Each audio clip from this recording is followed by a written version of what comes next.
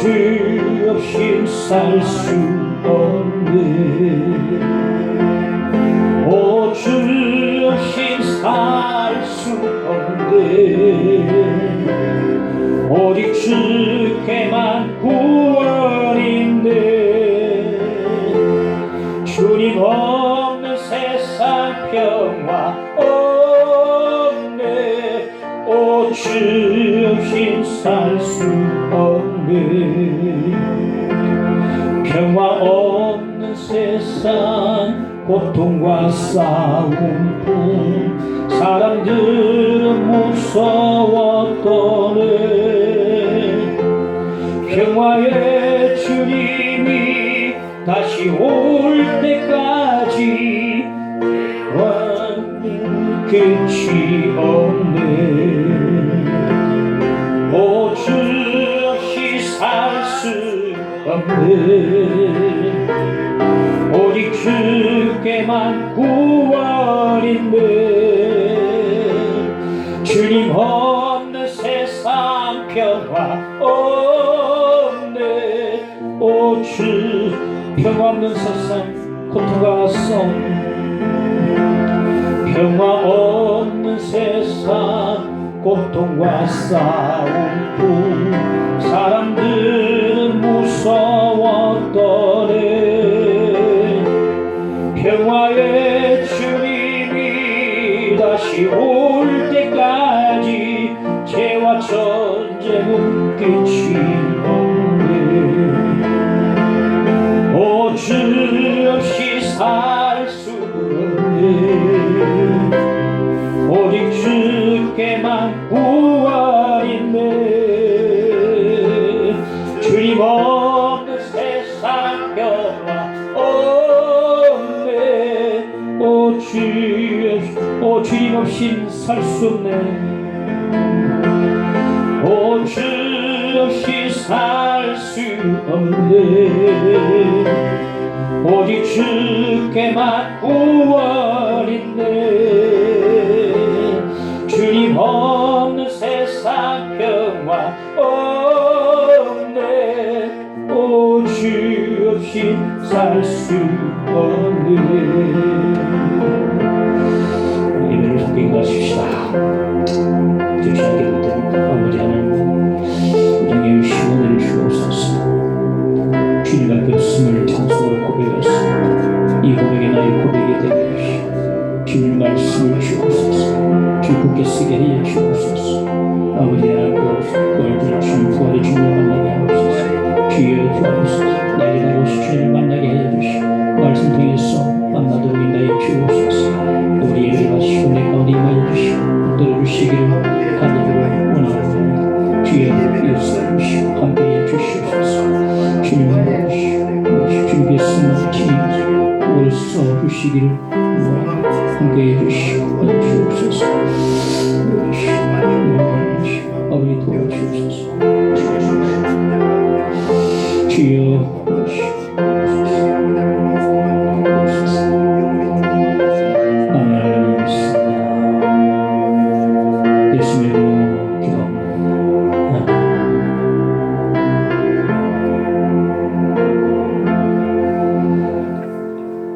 고린도전서 15장 12절에서 19절까지 말씀을 보겠습니다.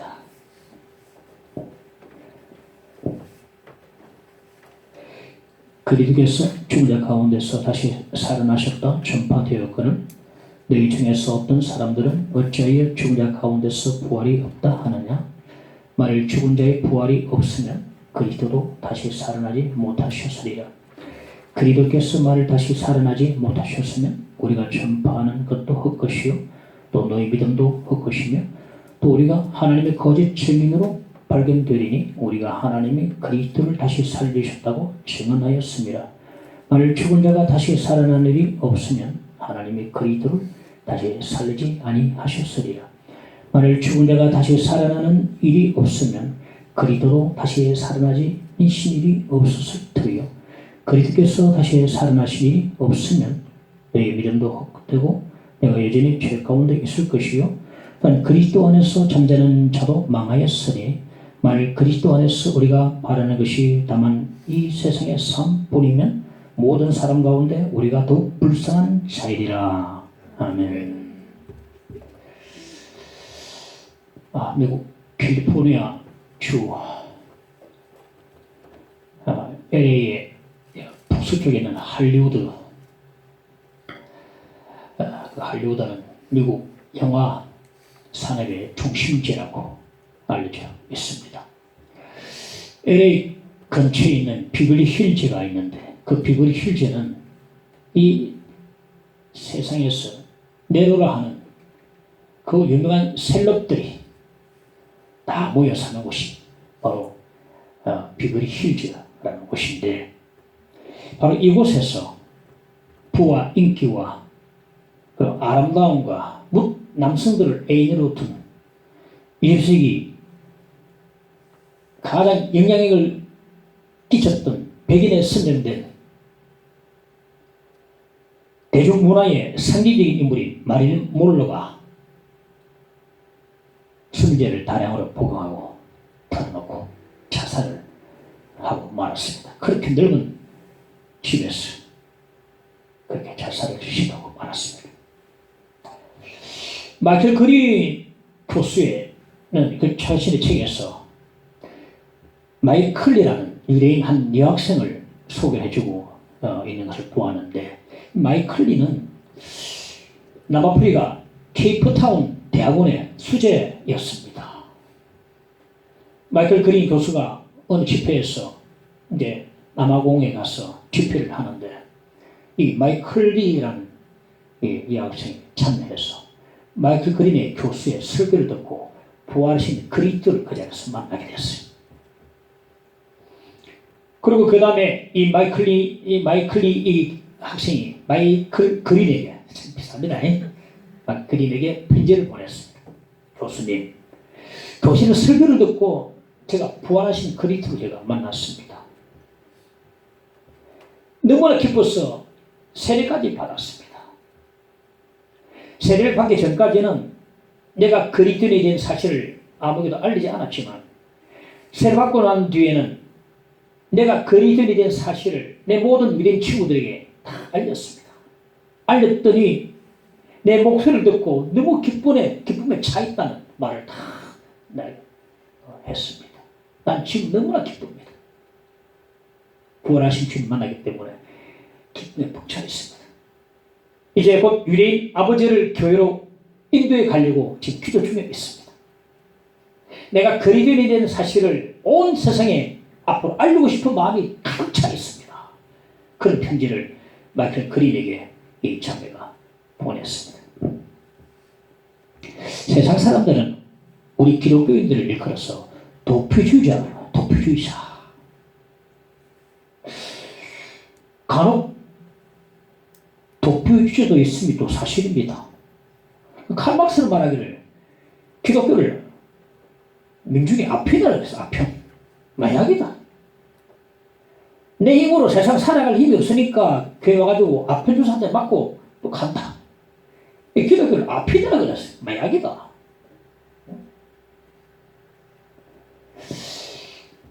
간혹 예수 믿는 사람 가운데서 보면 도피주의자들도 있습니다. 피해서 오는 사람. 그러나 대다수의 그리스도인들은 도피주의자가 아닙니다. 사실 그들이야말로 현실을 도피하는 도피주의자들이라고 말할 수가 있습니다. 이 도피주의의 끝이 뭡니까? 자살이거든요. 자살. 현실을 도피하는 사람의 종국은 자살입니다.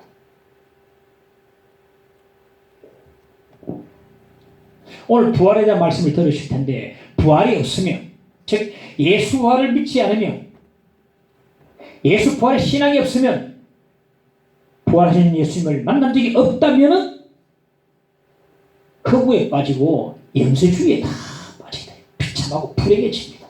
그 결국이 뭡니까? 자살이에요.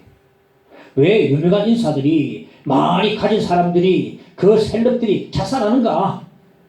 허무하거든요. 가져봐도 허무하다 이것은.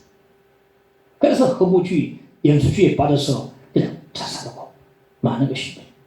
이에 비해서 우리 기독교인들은 철저한 현실주의자입니다. 왜 우리 기독교인들이 철저한 현실주의자들인가 하면 내세가 있기 때문에 이 땅의 삶이 기쁜 것이거든. 부활이기 때문에, 부활의 신앙과 소망이기 때문에 이 땅의 삶이 너무나 기쁜 것입니다. 사람 만나도 기쁘고, 음식을 먹어도 기쁘고, 예배 드려도 기쁘고, 일을 해도 기쁘고, 노동이 죄 가운데서는 이게 힘들지만 죄가 사라진 예수 안에서는 노동이 기쁨이 되거든요. 일을 해도 기쁘고, 아주 아름다운 경치 보면 찬양이 나오고. 왜 그렇습니까? 우리 기독교인들은 내세가 있기 때문에 이 땅의 삶이 항상 기쁜 것입니다. 그래서 우리 기독교인들을 보고 도피주자라는 말은 어울리지 않습니다. 철저한 현실주의자로 우리 기독교인대로 말할 수 있습니다. 그래서 우리가 아까 모두 제가 소개드린 거죠.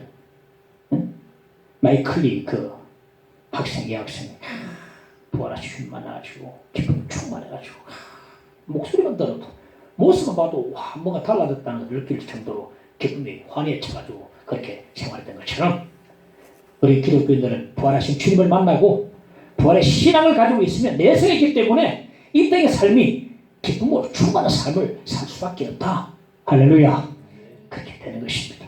오늘 본문에 보면 고린도 교회 안에 부활을 의심한 자들이 있었던 것 같아요. 12절에 나옵니다. 그리스도께서 죽은 자 가운데서 다시 살아나셨다 전파되었거늘 너희 중에서 어떤 사람들은 어찌하여 죽은 자 가운데서 부활이 없다 하느냐. 부활이 없다고 말하는 사람들이 있었다. 고린도 교회 안에. 그들 모두 다 예수 부활의 복음을 들었습니다만은 그 중에서 부활이 없다라고 주장하는 사람이 있었다는 거죠. 이들을 향해서 오늘 본문에서 바울 사도는 이들을 향해서 부활의 복음을 전하고 있다는 것입니다. 오늘은 부활이 없으면이라는 강론의 말씀을 함께 듣도록 하겠습니다. 첫째, 그리스도도 부활하지 않았을 것이다. 13절에 보면 만일 죽은 자의 부활이 없으면 그리스도도 다시 살아나지 못하셨으리라. 15절에 만일 죽은 자가 다시 살아나는 일이 없으면 하나님이 그리스도를 다시 살리지 아니하셨으리라. 하나님께서 그리스도를 죽은 자 가운데서 다시 살리셨다는 것은 이러한 부활이 있다는 것입니다. 이러한 부활이 있다는 것을 말씀하시기 위해서 살리셨다. 유물론자, 그러니까 공산주의자, 사회주의자들은요, 그리고 안식교도들, 그리고 여호와 증인들은요, 우리 몸이 이 땅에 죽으면 영혼도 무덤에 함께 묻혀버린다 말합니다. 유물론자들은 전부 다 유물사관이기 때문에 영혼을 인정하지 않습니다. 하나님 영혼, 영적인 인정하지 않습니다. 그래서 공산주의자들이 기독교인들을 대전하면 먼저 죽이고 그렇게 하는 것입니다. 하나님 믿고 이런 사람 죽이는 거예요. 그들은요, 보십시오. 러시아 보십시오.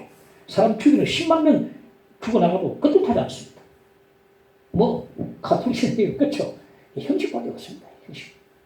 하나님 안 믿는 사람들입니다.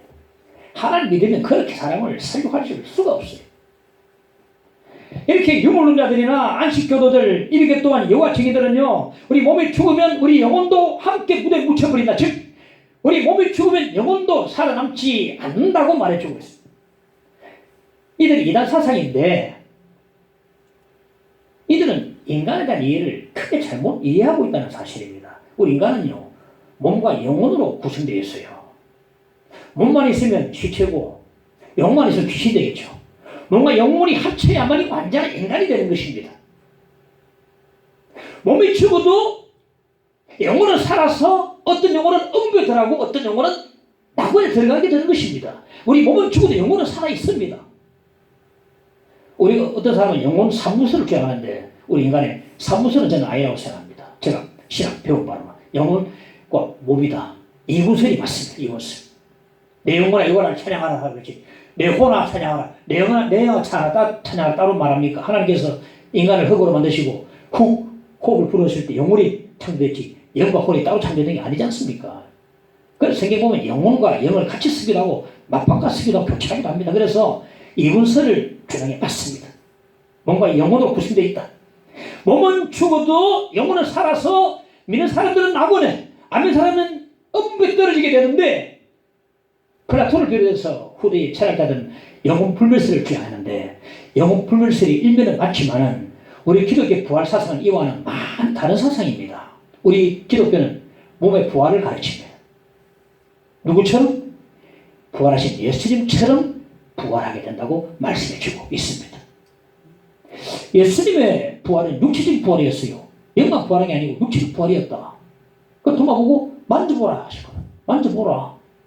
그리고 제자들과 함께 식사도 같이 하시고 고기도 구워서 드셨습니다. 물론 부활하기 전에 몸과는 많이 달랐어요. 방에 있는 제자들 앞에 갑자기 나타나신 주님, 부활하신 주님 나타나시거든요. 이제 부활하신 주님은 육체적 부활이긴 하지만은 시공을 초월하는 그런 신비로운 몸이었어요. 우리의 몸이 예수 몸처럼 변화된 몸으로 앞으로 부활할 것이라고 성경에 말씀해 주고 있습니다. 빌립보서 3장 21절에 보면 그가 우리의 낮은 몸을 자기 영광의 몸의 형체와 같이 변하게 하시리라 말하고 있거든요. 하나님께서 예수를 죽은 자 가운데 다시 살리신 것은 이러한 부활이 있다는 것을 말씀하고 있는 것입니다. 부활이 없다면 예수께서 부활하지 않으셨을 것입니다. 주님의 부활은 이러한 부활이 있음을 우리에게 알려주는 것입니다. 부활이 있다. 죽은 그 너머에 부활이 있다는 것을 알려주시면서 다시 살아나신 것입니다. 오늘 칼렘의 이야기를 좀 하겠습니다. 칼렘 보면 중세 시대에 유럽에서 동양으로 가는 길은 남아프리카 케이프타운 최남단에 그 케이프타운을 돌아가는 길이 유일한 항로였어요. 유일한 길이었습니다. 그때 비행기도 없었으니까 항로였습니다. 한참 걸리시고. 그런데 그 케이프타운은요, 인도의 대서양의 해류가 만나는 곳이 돼가지고 급격한 소용돌이가 일고, 그리고 기후가 엄청 변화무쌍하고 유속이 굉장히 빨라지기 때문에 그곳을 지나가는 배마다 전부 다 좌측 파스라고 말았어요. 어느 배도 동양으로 갈 수 없었어요. 그런데 어느 날 포르투갈의 한 선원이 이제 케이프타운을 돌아서 드디어 중국으로 이제 가게 됐어요. 중국에 그 사람의 기념비가 아직도 있다고 합니다. 그 사람이 항해를 마치고 성공적으로 포르투갈에 돌아온 후로 아무도 케이프타운을 지나가서 건너서 동양으로 가는 길을 무수하거나 의심하는 사람 아무도 없어요. 갈 수 있구나, 갈 수 있구나. 우리가 자꾸 인간의 지력이 얼마나 발달됐습니까? 지평이 열수록 우리가 확실히 있습니다. 달나라 갔다 왔다. 야, 갈 수 있구나. 화성에, 열리구나. 예수의 죽음의 지평을 여신 겁니다. 예수께서 부활하기 전까지는요, 모든 인생들이 이 죽음 앞에서 전부 자차고 파스라고 말았습니다. 주님께서 부활하기 전까지는 죽음이 그 두려움 자체였습니다. 아무도 죽음을 건너갔다가 돌아온 사람이 없었습니다. 오직 예수만이 죽음을 건너갔다가 다시 돌아오셨습니다. 죽음을 건너갔다가 돌아오신 예수님께서 죽음을 무력화시켜버리고 무장해제를 시켜버렸습니다. 이제 우리에게 상기를 활짝 열어놓으셨습니다. 주님께서 죽음을 건너갔다가 돌아오신 사실을 우리가 믿게 되면 믿는 사람들은요, 더 이상 죽음을 두려워하지 않게 됩니다. 우리 확신과 담대함과 소망을 가질 수가 있게 되는 것입니다. 이렇게 우리 그리스도인들이 죽음과 죽음 근원에 대한 확신과 담대함과 소망을 가질 수 있게 되는 것은 바로 예수께서 죽음에서 다시 살아나셨다는 확고한 근거를 가지고 있기 때문에 우리가 확신을 가지게 돼요. 담대함을 가지게 돼요. 소망을 가지게 되는 것입니다. 열어놓으시다. 활짝 열어놓으신 겁니다. 지금은요, 활짝 열어젖혀진 이 시대입니다. 그래서 예수 이름으로 기도하면 다 주시고, 이 부활도 다 열어놓으시고, 다 하나님 다 열어놓으셨습니다. 그러므로 우리 기독교인들은요, 죽어도 살 것과 예수님처럼 우리의 몸의 부활을 확실히 믿는 것입니다. 예수님의 부활은 이러한 부활이 있음을 우리에게 가르쳐 주시는 것이라고 말씀해 줍니다. 둘째, 증거도 할 것이다. 14절에 보면 그리스도께서 만일 다시 살아나지 못하셨으면 우리가 전파하는 것도 헛것이요 말씀하고 있습니다. 예수께서 부활하셨다. 하나님이 그를 다시 살리셨다. 이게 당시의 증인들의 메시지거든요.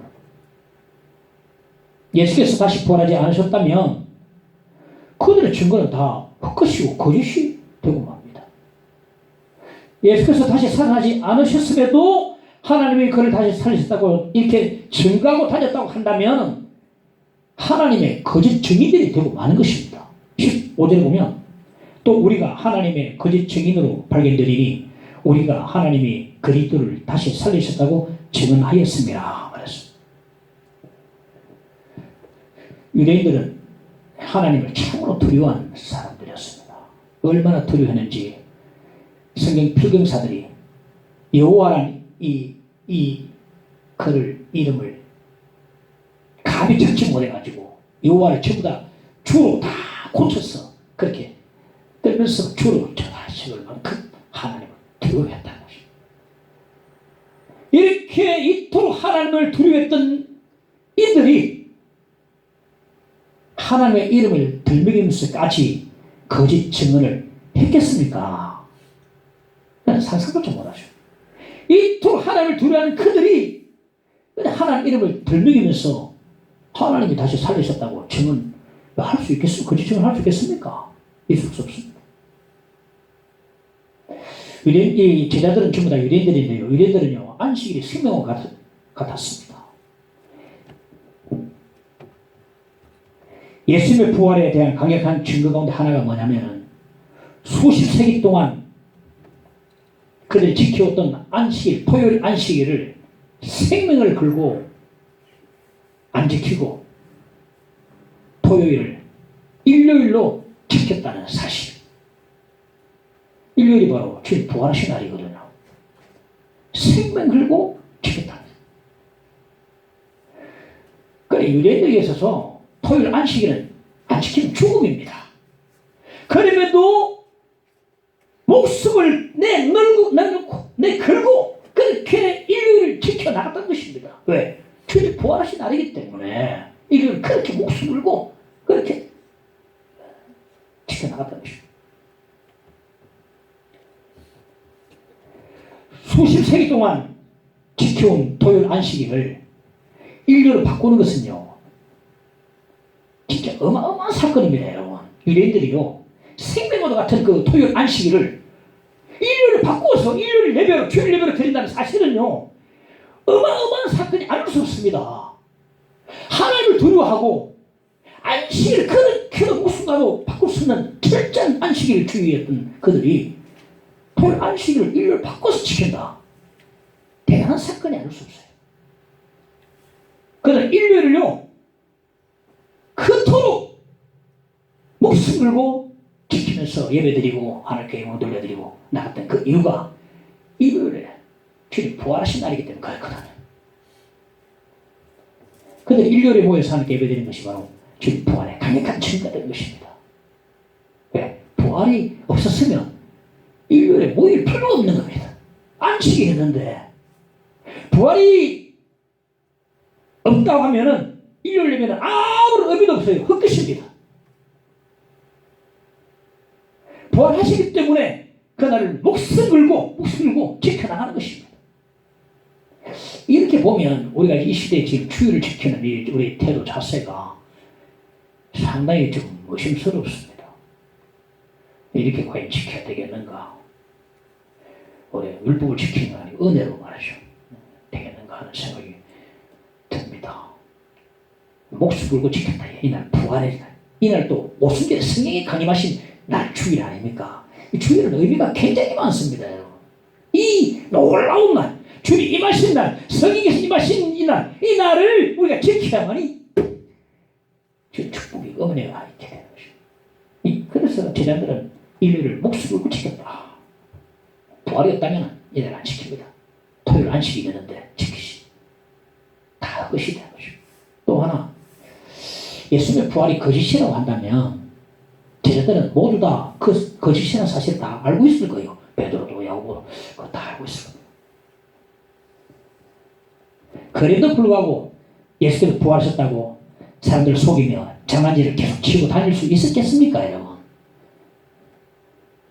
거짓을 알면서도 예수께서 부활하셨다고 자꾸 거짓말하고 남 속이고 장난질을 계속 치고 다닐 수 있겠습니까? 프랑스의 철학자 신실한 그리스도인 파스칼은 이렇게 말했습니다. 예수의 제자들을 사기꾼이라 말하는 것은 불합리하다. 부활하지 않는 예수님을 부활했다고 그들이 음모를 꾸미고 거짓말을 퍼뜨렸다고 치자. 사람들은 유혹과 고문과 죽음에 너무너무 약하다. 부활이 거짓이라고 한다면 그게 단 한 사람이라도 죽음 앞에 굴복하지 않았겠는가? 그 중에 약한 사람 없었겠는가? 한 사람이라도 죽음 앞에 굴복하지 않았겠는가? 내 거짓말했습니다. 누가 거짓말을 하면서 자기 목숨을 내놓겠는가? 단 한 사람이라도 죽음 앞에 굴복했다면 그들은 전체 붕괴될 뿐이고 기독교도 붕괴되고 말 것이다. 말았을 것이다. 그러나 죽음조차도 그들을 굴복시키지 못했습니다. 그 이유가 뭡니까? 예수님이 정말 부활했기 때문에 그렇거든요. 할렐루야. 정말 부활하시기 때문에. 부활하신 주님을 내가 직접 만나기 때문에 그래서 제자들은 전부 다 순결했어요. 누가 거짓말 때문에 자기 목숨을 내놓겠습니까? 사도 요한만은 산순교자가 돼가지고 죽는 날 끝까지 부활의 주님을 칭하다가 죽도록 갔습니다만은 모든 제자들은 다 순교했어요. 내가 만난 예수님, 내가 만난 부활하신 그리스도, 이것 때문에 어떤 죽음 앞에서도 자기 생명을 내놓고 칭하다가 그렇게 죽어갔던 것입니다. 예수 제자들이 순교를 한 이후로 지금까지 6,600만 명의 그자들이 그들을 위해서 순교를 당했다고 통계가 나와 있습니다. 6,600만 명의 그자들이 순교를 당했다. 이들은 모두 다 주님을 보았기 때문에, 주님을 만나기 때문에 뜨거운 부활의 주님을 뜨겁게 증거하다가 그렇게 순교당하고 그렇게 같은 것입니다. 이 사실은 누가 부인할 수 있겠습니까? 600만 명의 그 증거들이 있는데, 만약 예수님의 부활이 거짓이라면 없다면 그들의 죽음은 진짜 헛된 죽음입니다. 안 그렇습니까? 바울이 목이 잘려 죽지 않습니다. 베드로 십에 거꾸로 박혀서 죽었어요. 그 죽음이 다 개죽음인 거죠. 안 그렇습니까? 부활이 확실히 있기 때문에, 예수께서 진짜 부활하시기 때문에 증거하다가 목숨까지 내놓고 그렇게 가는 것입니다. 예수의 부활이 없다면 증거도 다 헛것이 되고 마는 것입니다. 대체 믿음도 헛것이다. 14절에 또 너희 믿음도 헛것이며, 우리 신앙은 예수 그리스도의 부활을 믿는 신앙인데요, 만약 예수 그리스도의 부활하지 않았다면 우리 믿음도 헛것이 되고 마는 것입니다. 고린도전서 15장 20절에 보면 예수 그리스도를 부활의 첫 열매라 그럽니다. 예수께서 부활의 첫 열매면 우리 신자들은 부활의 마지막 열매가 됩니다. 농부들에게 있어서 첫 열매는요, 이제 본격적으로 추수가 있음을 보여주는 것입니다. 첫 열매를 다 보면 이제 추수가 본격적으로 시작되는구나 다 알 수가 있는 것입니다. 첫 열매를 거둔 농부가 이마에 땀방울이 송골송골 맺히면서 저 넓은 들판을 바라보며 미소를 짓는 까닭이 뭡니까? 본격적인 추수를 내다보면서 미소를 짓는 겁니다. 자, 첫 수확을 거두면서 곧 거둔다는 것을 다 기쁨으로 제가 여기 과거에 포도밭을 했는데 엄청 큰 포도밭이 서너 개만, 그 하여튼 전체가 다 우리 장애들의 것이었어요. 맛도 좋았어요. 남쪽으로 추가, 서울로 다 추가. 제가 수학 첫 번째 할 때 아마 가본 적이 있는데, 장애들이 다 예물을 거두면서 포도밭을 다 불러오면서 미술을 왜 그렇습니까? 마지막 추수를 다 내다보는 거야. 얼마 되면 다 거둬드리겠다. 이 큰 밭을 언제 다 끝낼까 싶은데, 한 2달, 3달 가보면 이미 다 추수 끝나고, 추라도 다 끝나고, 텅 빈 포도밭만 덩그리 남아있어요. 어느 농부가 첫 열매를 거두고 나머지를 밭에 그대로 두겠습니까? 열매를 거두면 마지막 열매도 반드시 거두게 되는 것입니다. 옛날에 제가 어릴 때 국민학교 다닐 때에 저는 국민학교를 다녔는데 농길 옆으로 학교로 이제 책 뽐내고 다 가는 책. 농부들이 막 열심히 추수를 합니다. 추수하고 계시는구나. 그런데 며칠 새 보니까 이미 다 추수 끝나버렸어요. 이야, 이렇게 빨리 끝나는가? 첫 열매 거두면요, 농부 마음이 마지막 열매가 마음속에 있는 겁니다. 첫 열매를 딱 거둘 때 이미 마음속에는 마지막 열매까지 다 있는 거예요. 순간적으로 그냥 추수가 끝나버리더라고요. 첫 열매는요, 마지막 열매의 전조입니다. 하나님께서 부활의 첫 열매 되시는 그리스도를 다시 살리시고 마지막 추수 때에 마지막 열매인 우리를 다시 살리실 것입니다. 믿으시기 바랍니다. 이게 부활의 믿음입니다. 첫 열매인 예수님의 부활을 보면 추수 끝에 마지막 열매인 우리의 부활도 믿음으로 내다볼 수 있습니다. 첫 열매를 바라보면 마지막 열매 우리도 하나님께서 거두시겠구나. 우리도 부활하겠구나. 나를 믿냐는 죽어도 살겠고. 아멘. 믿음으로 우리가 사는 거거든. 믿음으로. 오직 이런 믿음으로 살리라. 예수의 부활을 믿으면 내 부활이 되고 생명을 믿으면 내 생명이 되는 것입니다. 네가 예수 믿느냐? 첫 열매 되시는 그리스도의 부활을 보면 마지막 열매 되는 우리도 추수 때의 끝에 곧 우리도 부활 되겠구나. 아멘. 할렐루야. 믿습니다. 부활을 기대하고 내다볼 수가 있게 되는 것입니다. 믿으시기 바랍니다. 이게 부활 신학으로 승리하는 것입니다. 한 성도님이 계셨는데 이 성도님이 취사직분도 안 가지고 계셨어요. 이번에 갑자기 어느 날 목사님께 전화를 했습니다. 목사님, 지금 제 신방을 좀 와주시면 좋겠습니다.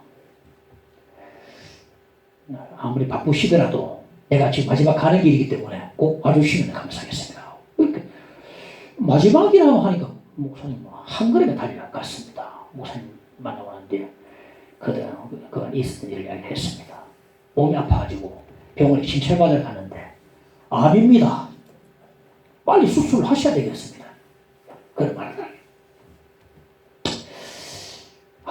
수술 받으면 얼마나 살겠습니까?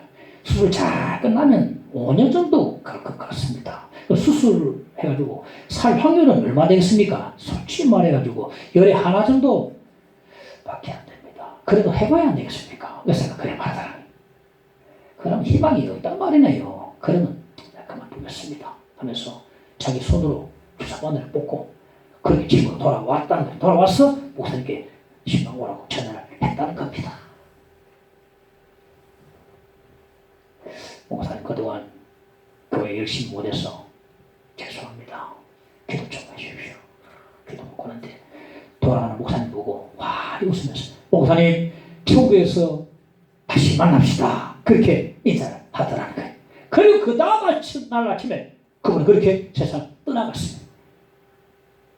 직분도 없어가지고 믿음이 어느 정도인지 알 수 없는 그 성도님이 그 형제님이 그 부활의 신앙으로 마지막 죽음 순간까지도 이기고 나갔던 것을 말해주고 있는 것입니다.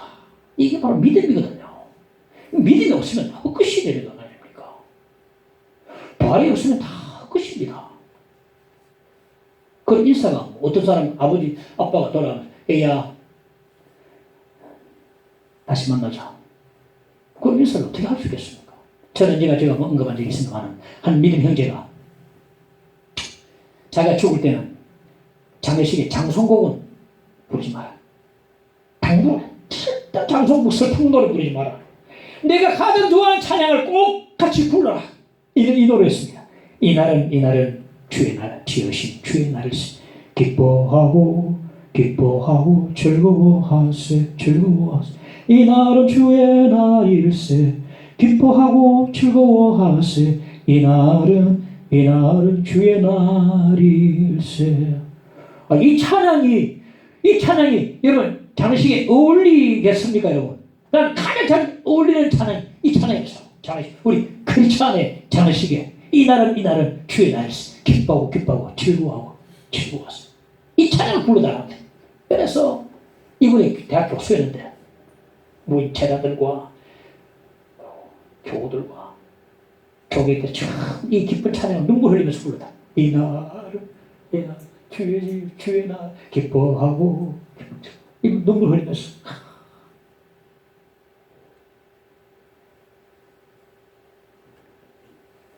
우리가 부활의 신앙이 없으면요, 예수 부활이 없다면 이 모든 것이 무슨 소용이겠습니까? 우리 믿는 사람들은 죽을 때도 잘 죽어야 합니다.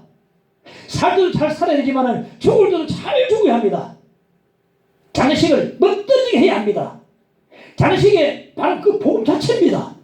어떤 안 믿는 사람이 장례식 보고 나도 예수 믿겠습니다 하면서 온 사람이 있어요. 그런데 부활의 신앙을 제대로 가르쳐주지 않았기 때문에 우리 교우들 가운데서도 이 생것을 놓치지 못해가지고 마지막 순간이 발발 떨면서 죽으면서 이 생것이 너무 좋아가지고 놓치고 못해가지고 죽어 뿔끝이 이러다가 발발 떨면서 죽는 사람도 많이 있습니다. 이 땅에서 좀 잘 됐어요 하는 것도 별로 의미가 없습니다. 돈 많이 벌었어요. 별 의미가 없어요. 직장 뭐 이렇게 진급했습니다. 부자 됐습니다. 별 의미가 나는 없다고 봅니다. 내세가 있는 내세가 있는데 우리 나거든데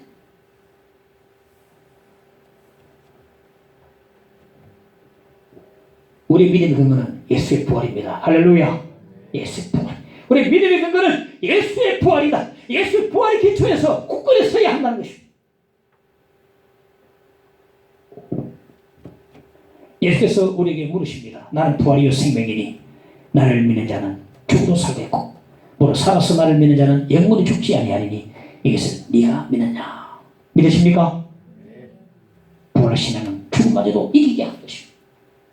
이 부활이 없다면 고통 가운데 찬송하는 것이 무슨 의미가 있겠습니까? 찬송하면서 죽는 것이 무슨 의미가 있겠으며 장례식이 무슨 의미가 있겠습니까? 부활이 있기에 즐겁게 찬송하면서 가는 것입니다. 우리 주님께서 활짝 다 열어놓으셨습니다. 건너갔다 오셨습니다.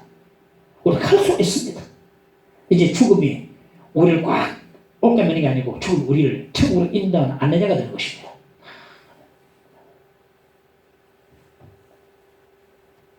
넷째, 여전히 죄 가운데 있을 것. 17절에 보면 너희가 여전히 죄 가운데 있을 것이요. 예수께서 우리를 위해서 죽으셨는데요. 만일 예수께서 십자가에서 죽어버리고 끝나버렸다면 우리의 죄는 여전히 그대로 있습니다. 하나님께서 예수의 죽음을 받으시고 그의 십자가 보혈을 속죄 제사를 받으시고 완전히 만족하시고 난 뒤에 예수님을 다시 살리시거든요. 완전히 만족하시고 다시 살리시고 그제서야 우리의 죄가 제사함을 받을 수가 있게 되는 것입니다. 만약 예수께서 죽음 가운데서 부활하지 못하셨다면 우리 여전히 죄 가운데 있을 것입니다. 부활하심으로 비로소 우리에 대한 사죄가 확증되는 것입니다. 예수의 부활은 우리의 죄가 사하였음을 확증하고 선포한 것입니다. 예를 들면 이런 것입니다. 분명히 내 게임에 내가 이겼어요. 분명히 이겼어. 아직 심판자가 내 손을 안 들어주는 겁니다. 이겼는데 아직 안 들어줘요. 심판자가 내 손을 들어주기까지는 내가 확실히 이긴 게 아닙니다. 빨리 손을 들어줘야 되는데 마침내 심판자가 내 손을 벌떡 들어줄 때에 드디어 승리 확증되고 선포가 되는 것입니다. 부활이 예수 부활이 바로 그와 같다는 것입니다. 십자가에 그냥 죽어버렸으면 예수께서 그리고 부활하지 않으셨다면 우리의 죄사함은 뭐 확증도 선포도 없어요. 내가 예수 죽으시니 뭐 죄인의 죽음인지 속죄의 죽음인지 어떻게 알 수 있겠습니까? 부활하셨으니까 속죄의 죽음인지 우리가 알 수가 있게 되는 것이거든요. 예수님의 부활이 바로 이와 같습니다. 예수께서 부활하심으로 죄사함을 선포하시고 예수께서 부활하심으로 구원을 확증하시고 죄와 죽음의 권세를 깨뜨리시고 마귀를 꽁꽁 묶으시고 정복하시고 승리하신 것입니다.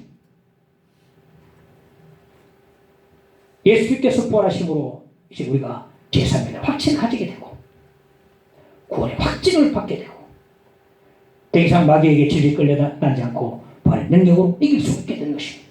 그 다음 마귀라는 놈한테 얼마나 죽음 가지고요. 마귀는 죽음에 걸쳐가지고 겁나지 자꾸 두려움을 줍니다.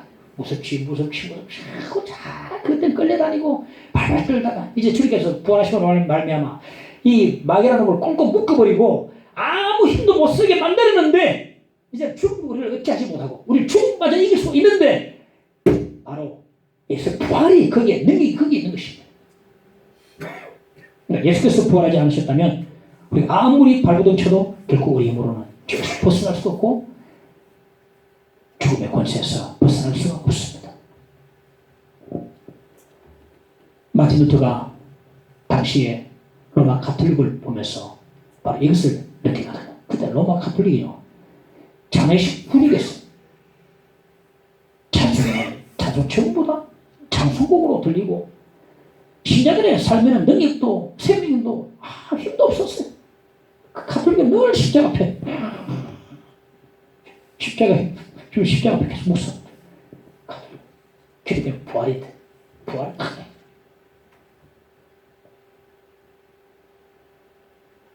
찬송 늘 장송곡이에요. 삶은 어떤 능력과 힘도 없었어요. 완전히 무덤 속의 종교였습니다. 가톨릭이. 누가복음 24장 5절에 보면 어찌하여 산자를 죽은 자 가운데 찾느냐. 슬퍼하면서 예수께서 이미 부활하셨는데 슬퍼하면서 무덤 주위를 빙빙 돌면서 계속 사실 예수님을 죽은 자 가운데 자꾸 찾고 있는 그런 가톨릭 또 우리 신자 가운데서도 이런 사람들이 있을 수가 있다는 것입니다.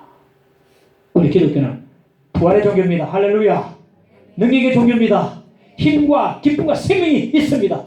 부활의 주님께서는 어떤 죄인도 다시 살 수가 있고 어떤 절망 가운데 있는 사람들도 다시 살아낼 수가 있는 것이 바로 주님께서 부활하신 그 부활의 주님이 되심을 믿으시기 바랍니다. 주님의 부활하심 우리가 생명을 얻고 길이 열려지게 되는 것입니다. 마지막으로 또 불쌍한 자 19절에 보면 만일 그리스도 안에서 우리가 바라는 것이 다만 이 세상의 삶뿐이면 모든 사람 가운데 우리가 더욱 불쌍한 자이라. 이 세상의 삶뿐이면 이 부활이 없으면 부활이 없다고 하면 바울 사도가 제일 불쌍하지 않겠는가. 왜? 목이 잘려서 죽었거든요. 그 로마 시민권 가졌다 해가지고 그래도 잘 봐준 겁니다. 목이 잘리면 단방에 죽었기 때문에 뭐 십자가에 매달리면 그 고통 가운데 이렇게 며칠 가지 않습니까? 피 마르고 이건 막 지나간 얘기입니다. 우리나라 옛날에 단두대였습니다. 뭡니까 이거? 사람 목 잘라 죽인 사람 뭡니까 이거? 칼에 물 뿌려가지고 망나니가 칼을 쓰는데요. 그래요. 이 책을 읽어보니까 그렇더라고요. 잘 안 드는 칼을 쓴답니다. 소리쳐가지고. 그러니까 치면은 여기 잘하는 한 번에 해야 할 수고를 들 수 있는데 아픔을 들 수 있는데 얘기를 쳤다. 고통 이만저만 아니다. 그래도 십자가보다는 단두대가 바울 사도는 그렇게 목 잘려서 순교를 했는데 부활이 없으면 바울 사도가 그 죽음이 무슨 의미가 있겠습니까? 목이 잘려 순교한 것이 안 그렇습니까? 이 나라 사회가 개폐를 벌입니다. 잘 살아보세요. 새마을운동 잘 살아보세요. 정직하게 살고 바르게 살자라고 캠페인을 벌인다마는 부활이 없고 내세가 없으면 잘 살아보는 것이 그리고 정직하게 사는 것이 바르게 사는 것이 무슨 의미가 있겠습니까? 내세가 있고 부활이 있어야 잘 살고 기쁘게 살고 정직하게 살고 바르게 사는 것이 의미가 있는 것이거든요. 내세가 없으면 정직하게 사는 것이 의미가 없고요. 결국 허무주의에 빠져가지고 그냥 끝나버립니다. 하면 시민단체 막 잘 정직하게 살자. 깁니다. 잘 살아보다가 정직하게 살다가 나중에 허무주의에 빠져버려요. 이거 한번 안고 다니고. 왜? 부활이 없으니까 내세가 없으니까 하다가 멈춰버리고 절망군에 빠져버리는 것입니다. 부활이 있으니까 내세가 있으니까 정직하게 사는 것이 의미가 있고 바르게 사는 것이 의미가 있고 잘 사는 것이 의미가 있고 기쁘게 사는 것이 의미가 있게 되는 것입니다. 우리 기독교는 윤리 종교가 아닙니다. 부활의 종교입니다. 만약 부활이 없다면 지금 우리도 가장 불쌍한 자가 아닐까 싶습니다. 자 보십시오. 벚꽃 축제 지금 다 오늘 강쪽에 지금 모여가지고 지금 본다고 난리인데 왜 여호와 지금 주일날 와가지고 예배드리고 하는 그 의미가 뭡니까? 할 필요가 있겠습니까? 있겠습니까? 부활이 없다면 왜 지금 우리 함께 남들처럼 벚꽃구경 가가지고 같이 교회를 놀러 가지? 왜 여기 와가지고 지금 우리가 예배드리고 건너고 시간 드리고 그렇게 찬송하고 앞으로 가야 되겠습니까? 부활이 없으면 의미가 없는 거예요. 부활이 없으면. 부활이 없다면 모든 사람 가운데 우리가 가장 불쌍한 자. 왜 우리가 자꾸 죄 안 지려고 하고 왜 방탕하지 않으려고 하고 자꾸 죄를 멀리 하려고 합니까? 부활이기 때문에 자꾸 행동 거지를 조심하고 하는 것입니다. 부활이 없다면 내 마음대로 살고 싶지. 내세가 없다면 내 마음대로 살지. 왜? 절제하고 조심하고 그렇게 살아갑니까? 남들처럼 속이고 술 먹고 다 하고 그 살아가시 내일 없는 사람처럼. 부활이 있기에 내세가 있기에 참 절제하고 소심하고 근신하고 그렇게 우리가 살아가게 되는 것입니다. 초대교회에 로마의 박해가 극심했을 때에 그리스도인들이 전부 다 지하 무덤 카타콤에 모여서 피신해서 거기서 함께 예배를 드렸어요. 그런데 동굴 속에 그 환경이 너무 안 좋아서 자꾸 죽는 사람이라고 발생했어요. 가지고 동굴을 또 파고 들어서 또 무덤을 받아서 그 시신을 묻고 또 벽에다가 넷의 소망이라는 하나님의 말씀을 선고를 쓰고 넷을 그리워하는 그들의 소원을 벽에다가 다 쓰고 그렇게 해놨어요. 그런데 그 중에서 동굴 바깥에 나갔다가 붙잡혀가지고 원형경기장에 끌려가가지고 며칠씩 굶겨놓은 그 사자에 밥이 돼가지고 흔적도 없이 죽고 사라진 사람들도 많이 있었습니다. 그들이 있을 때마다 그들은 하늘을 바라보고 하나님의 말씀 가지고 찬송을 불렀다, 기쁘게 불렀다고 나와 있습니다. 고린도전서 15장 55절 58절 말씀이 그 벽에 기록이 되어 있다고 합니다. 사망아 너의 승리가 어디 있느냐? 사망아 네가 쏘는 것이 어디 있느냐? 사망에 쏘는 것은 죄요 죄의 권능은 율법이라. 우리 예수 그리스도로 말미암아 우리에게 승리를 주신 하나님께 감사하노니 그러므로 내 사랑하는 형제들아 결심하며 흔들리지 말고 항상 주의 일에 더욱 힘쓰는 자들이 되라. 이는 너희 수고가 주 안에서 헛되지 않은 줄 알미라. 이 말씀 가지고 이 말씀 노래를 불렀다는 어떤 형식으로 노래를 부르는지 모르겠습니다. 부활이 없다면 초대교회 성도들이야말로 가장 불쌍한 자가 아닐까. 맹수감이 되고 또 촛대에 꽂혀서 빛을 밝히면 햇불도 되고 말이죠. 부활이 없으면 이 험악한 세상을 이길 힘이 우리 가운데 없는 것입니다. 주를 위해 나가는 곤욕과 박해와 핍박, 시련, 고난, 모든 눈물, 패착, 모든 따돌림 부활이 있기 때문에 이길 수가 있는 것입니다. 부활이기 때문에 모든 인내가 갇혀 있고 부활이기 때문에 아픔, 상처, 모든 시련, 슬픔도 이길 수가 있습니다.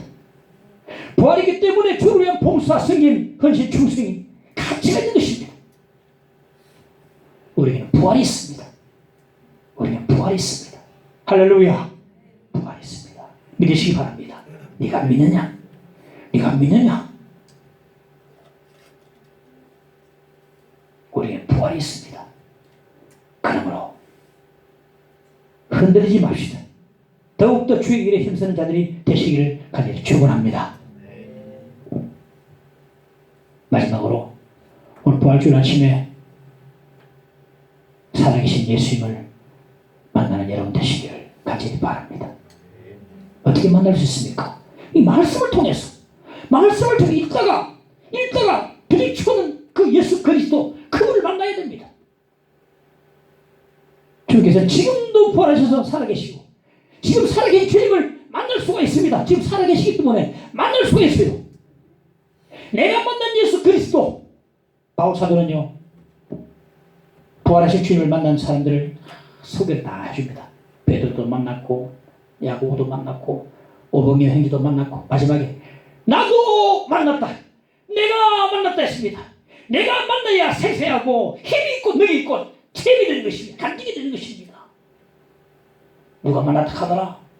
어느 장로님 권사님 만났다 하더라. 늘 남의 간증만 듣지 않습니까? 내가 만난 예수. 왜 만날 수 있습니까? 지금도 살아계시기 때문에 만날 수 있어요. 말씀을 들을 때, 말씀을 읽을 때 나에게 나타나시는 예수 그리스도. 방 안에 문을 잠그고 안내는 제자들에게 찾아오신 주님께서 우리에게도 찾아오실 줄로 믿습니다. 그 주님을 만나야 합니다. 만나야 힘이 있고 생생하고 체험이 되고 간증거리가 넘쳐나게 되는 것입니다. 만나야 됩니다. 내가 만나야 됩니다. 내가 만난 예수 그리스도. 내가 만난 예수 그리스도. 내가 만난 예수 책을 보니까 거기 한 20명의 정도 쫙 있어요. 황소환 박사, 현정화 탁구 선수, 또 정치계 김동길 교수 쫙 달려갔어요. 내가 만난 예수. 이게 바로 간증이거든. 이거보다 강력한 게 없어요. 만날 수 있습니다. 왜? 살아계시니까. 어떻게 만날 수 있습니까? 말씀을 통해서 들을 때 귀를 열고 마음을 열고 듣고 읽을 때 마음을 열고 읽을 때에 제자들 앞에 나타나신 부활하신 예수께서 나에게도 찾아오시고 앞에 나타나시게 될 줄로 믿습니다. 그 예수를 만나야 됩니다. 만나 힘이 있고 체험이 있고 능력이 생기고 기쁨이 충만하고 소망이 생겨나게 되는 것입니다. 오늘 부활절 아침에 부활하신 주님을 꼭 만나시고 기쁨과 능력 충만으로 여러분은 삶을 살아갈 수 있는 여러분 되시기를 간절히 축원합니다. 할렐루야. 우리 예수 함께 찬합시다. 161장.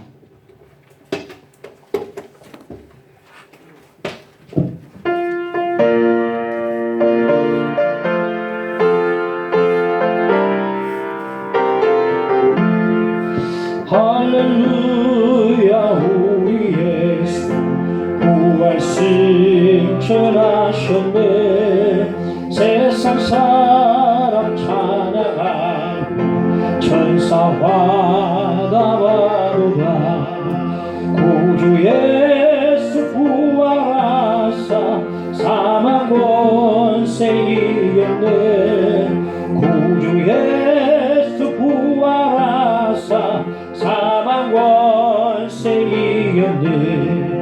할렐루야. 우리 예수 왕의 왕이 되시고 우리들의 중보 되신 성령 증거하시네. 구주 예수 부활하사 처음 열매 되셨네. 구주 예수 부활하사 처음 열매 되셨네. 할렐루야. 우리 예수 빛과 티가 없도다. 무덤 속에 있는 죄 주가 일으키시네. 구주 예수 부활하사 영광 주로 오시네. 구주 예수 부활하사 영광 주로 오시네. 오늘 말씀을 기억하는 상태 기도하십시다. 이 시간에 기도드립니다. 아버지, 부활의 소망, 부활의 생명 가운데 주님을 바라보기를 원합니다. 부활의 주님을 만나도록 도우시고 내가 만난 예수, 이게 바로 간증이 되게 하시고 이게 바로 찬양이 되게 하시고 기쁨이 되게 하시고 힘이 능력이 되게 하여 주시옵소서. 찾아오시는 주님 말씀을 통해서 들을 때 읽을 때에 임하시는 주님, 찾아오시는 주님을 만나도록 꼭 만나도록 주여 도와주시기를 간절히 빌고 원합니다. 지금도 살아계신 주님 만나기를 원합니다. 만나기를 원하오니 주여 찾아와 주시고 우리 문을 두드려 주시고 임하여 주시기를 간절히 빌고 원합니다. 부활의 생명과 소망 가운데 능력 가운데 살아갈 수 있도록 도와주 기쁨으로 충만하도록 역사하시기를 간절히 빌고 원하옵나이다. 주여 함께 오셔서 우리 이런 하나님 오란 부활의 신앙 소망을 허락해 주시기를 간절히 원합니다. 주여 함께 오셔서 주여 믿습니다. 하나님 오시옵소서. 주여 오시옵소서. 예수님을 믿습니다.